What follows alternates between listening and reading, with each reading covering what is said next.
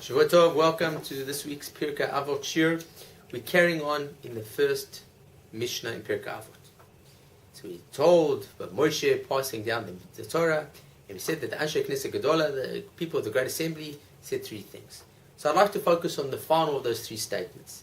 Va'asu siag LaTorah. You should make a fence for the Torah. What does it mean to make a fence for the Torah? And why is this part of ethical behavior? So when we talk about a fence, it means that you want to guard that which is within the fence. So the fence in and of itself, all it's trying to do is hold you back from doing something. It's like, why do you have a fence to prevent you from walking on the grass?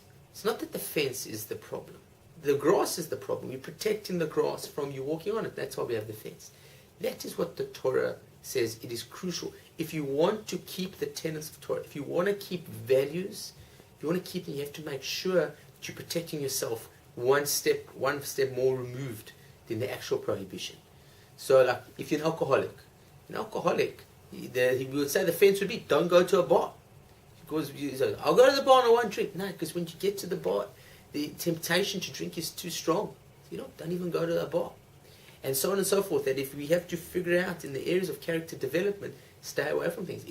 If watching rugby gets you very angry, so don't watch rugby. Not because watching rugby is a problem, but getting angry is a problem. If you can't watch the Wallabies play without getting angry every time they fumble, don't watch rugby. Or, it's going to be too difficult to get over. But it's crucial we understand that it's a fence.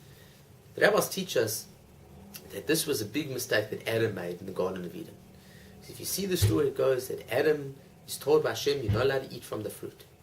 But when the snake approaches Eve, it says, no, what's the story with the fruit? She says, we're not allowed to eat it and we're not allowed to touch it because if we will die. So Rabbi said, hold on, God never told Adam not to touch it. He just told him not to eat it. So they say, Adam told Eve, you know what? This is the point. That we put a fence. Not only don't eat it, don't touch it. But Adam's problem is he didn't tell Eve that that's what Hashem said. That Hashem only said not to eat and not to touch. That not to touch was his own fence.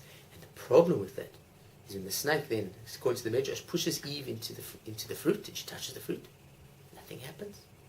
So the snake says, you see, you can touch the fruit and you see nothing happened.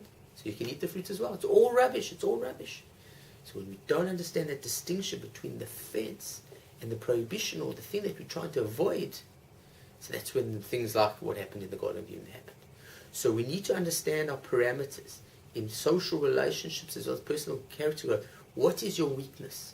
What are your strengths and what are your weaknesses? And what your weaknesses are, try and remove yourself one step additional, because that's the fence for the Torah.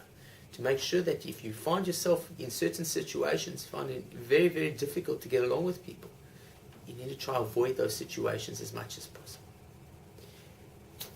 Hope you enjoyed that. Hope you have a great week and see you next week on Pirkei Avot. Shavua Tov.